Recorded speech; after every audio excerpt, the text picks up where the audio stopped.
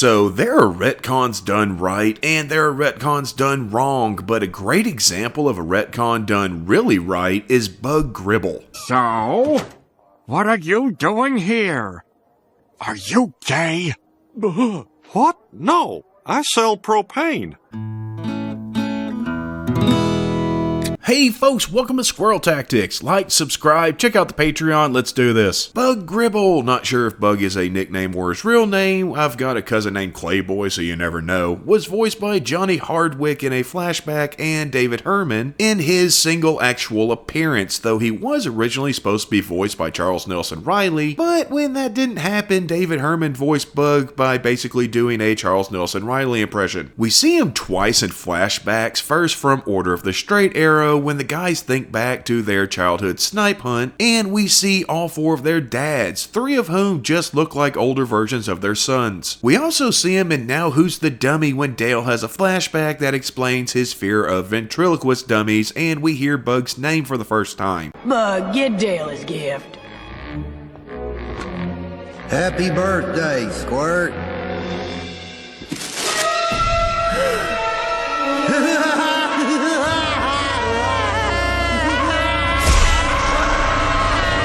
Does this mean a random chip block might show up? You never know. Dale mentions, and serves me right for giving General George S. Patton the bathroom key, that Bug enjoys collecting stamps, that his favorite color is dark blue, and he loves paella. My dad collects stamps. His favorite color is dark blue. Oh, and he loves paella, especially when it's made by his boyfriend Stefano. For those unaware, paella is a traditional Spanish rice dish, and it's not to be confused with paella, which is a traditional Indonesian pastry. Anywho, Bug is rarely mentioned before his main appearance and character retcon in My Own Private Rodeo, where at first he's referred to as a womanizer that Dale hates due to an incident at Dale and Nancy's wedding. And that's where I saw it.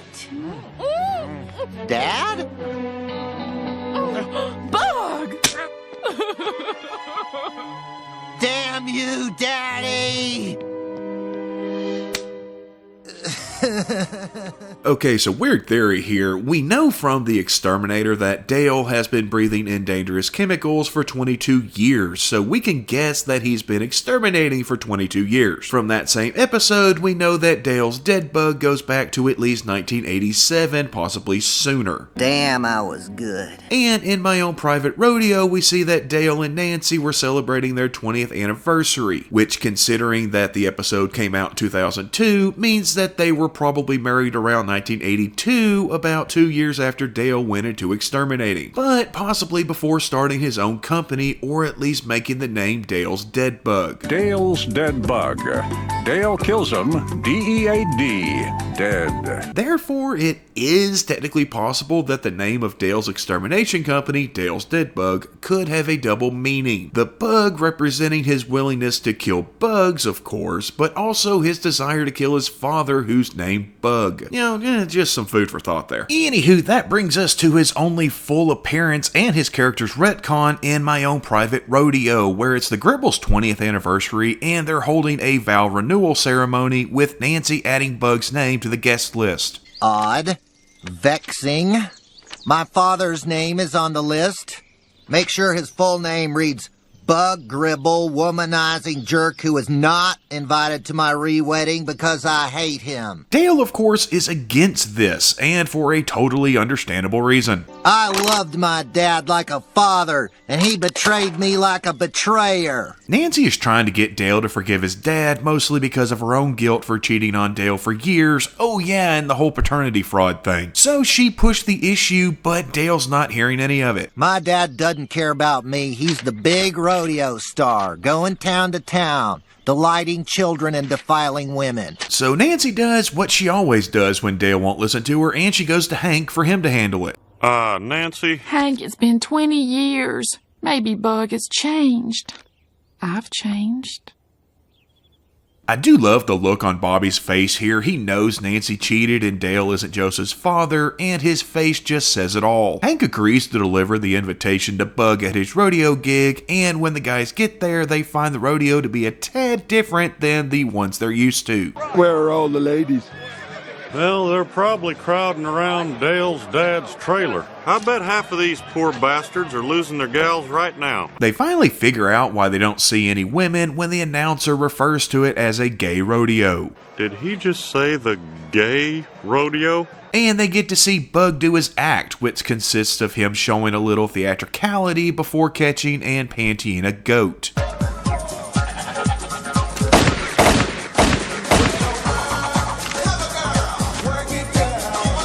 Don't get me wrong, it's impressive to see a man of his age able to do that, but it confuses the guys. What the hell is Bug doing to that goat?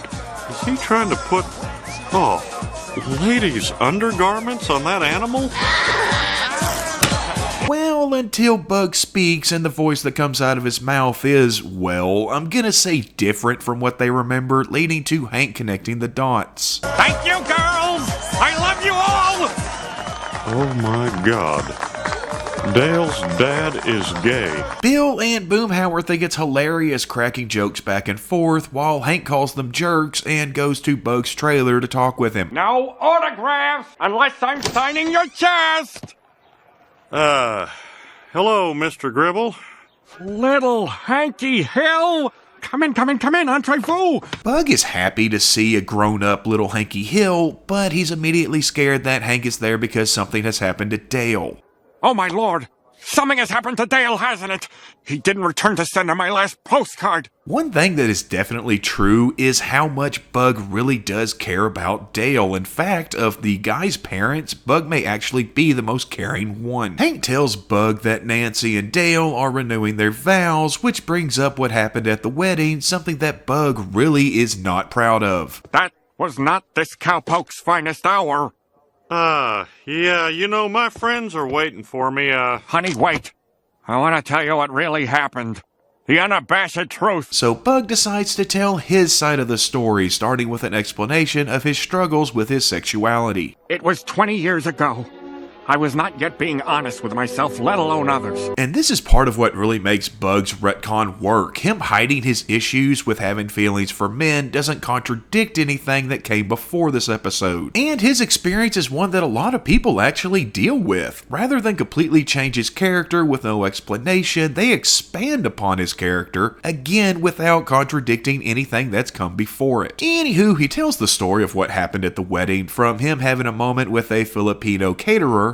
He leaned in close. Rock and roll, man! I saw Dale coming. But when he heard Dale coming, he was terrified of being found out and his son possibly turning against him, so he did something in his desperation. I panicked and grabbed the nearest thing in a dress.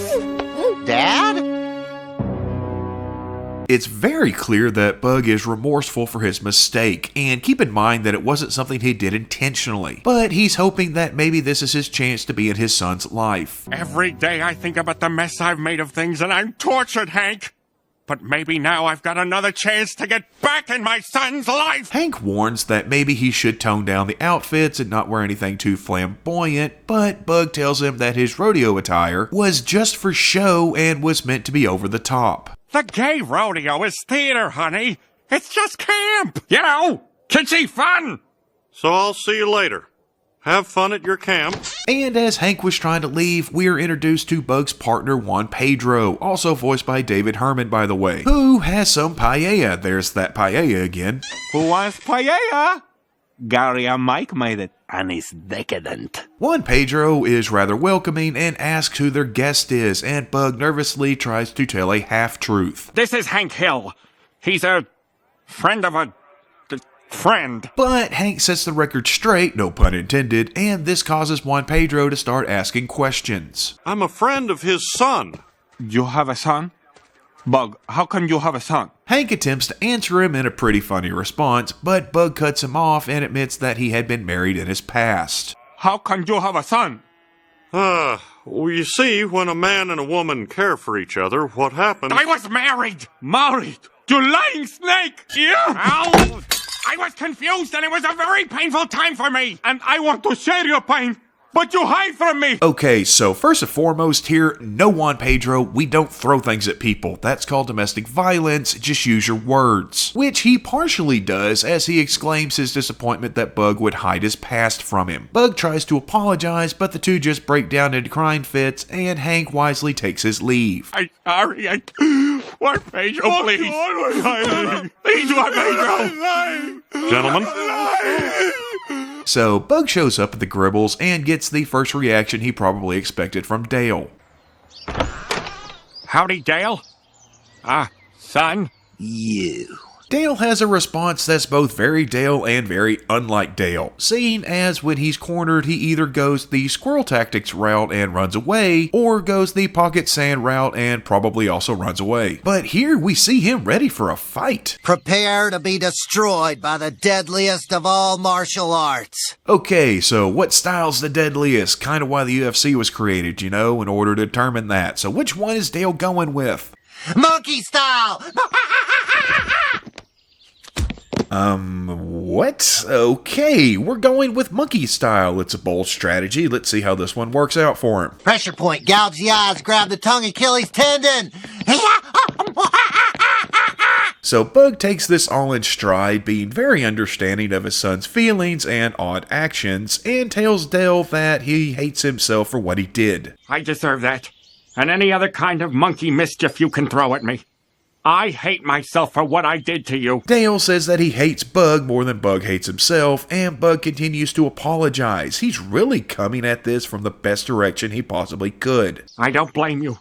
Planting one on Nancy was the worst, most disgusting thing I've ever done. Bug finally breaks down, telling Dale that he wants his son back, which Dale callously refers to as pathetic. And I'm here to say I want my boy back. My God, you're pathetic.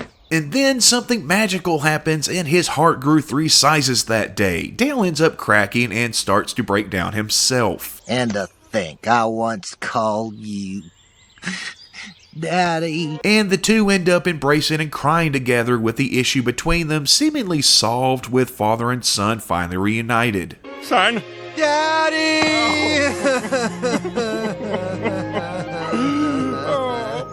Let it out, child! I'm crying!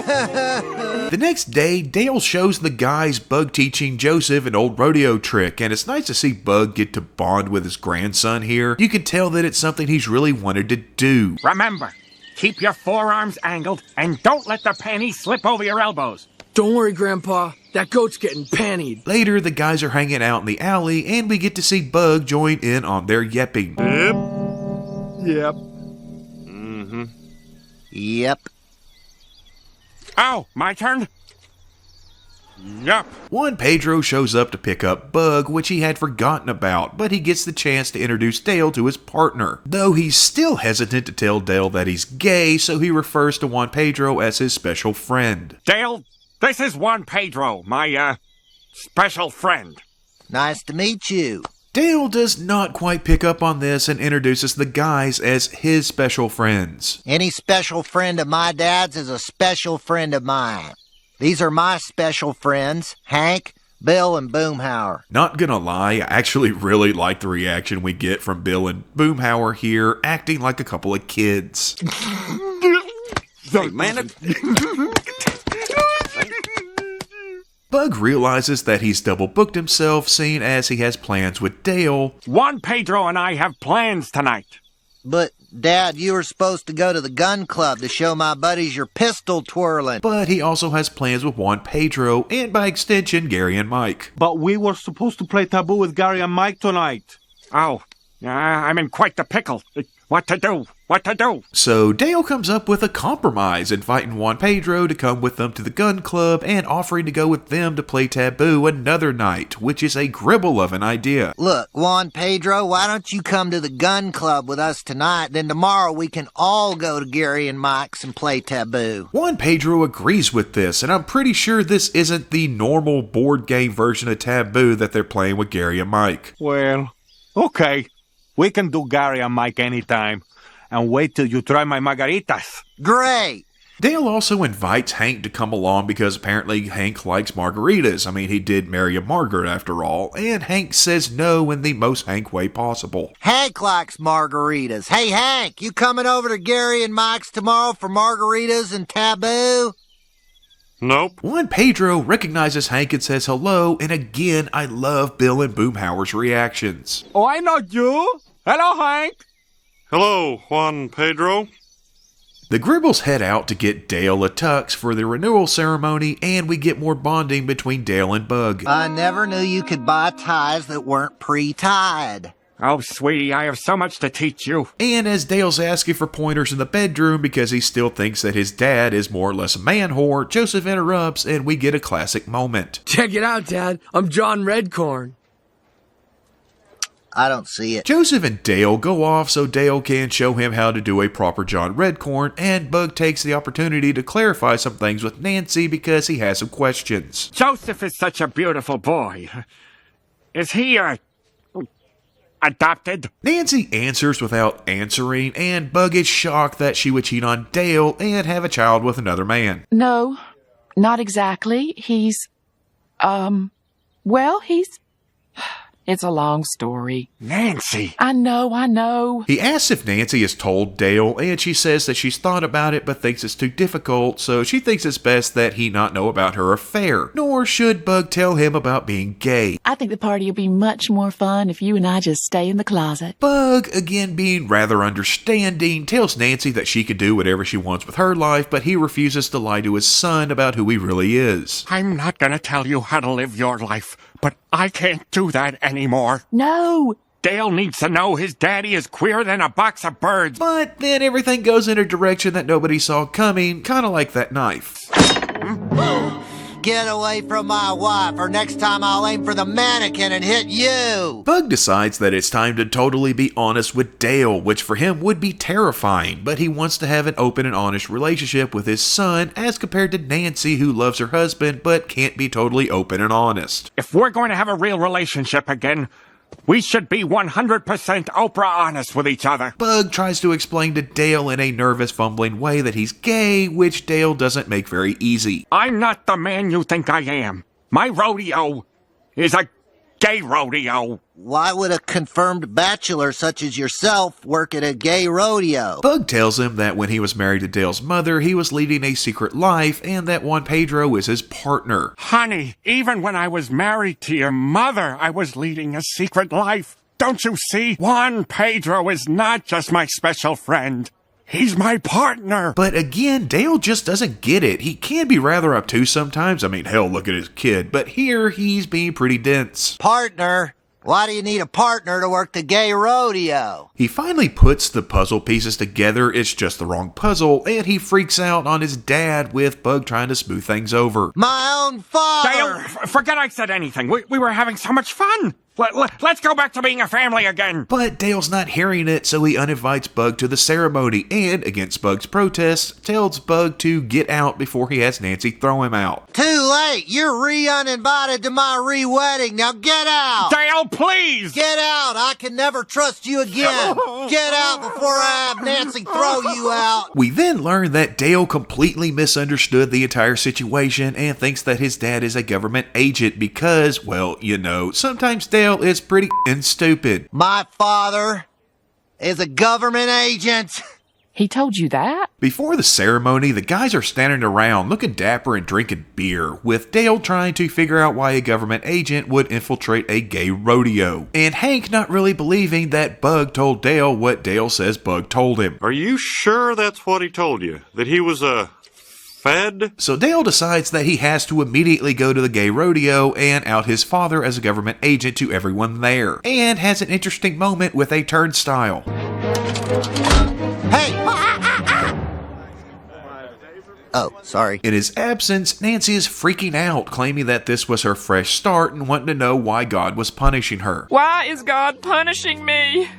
Why, Shug? Well, Nancy, there's the 14 years you cheated on your husband, the paternity fraud. You'll do pretty much anything to advance your career, including sabotaging and backstabbing those around you. Don't worry, I'll do a video on all the reasons that Nancy can be seen as a totally terrible person. But her tone deafness here is kind of funny. With all this going on, Boomhauer is called upon to distract the crowd, which he attempts to do with magic.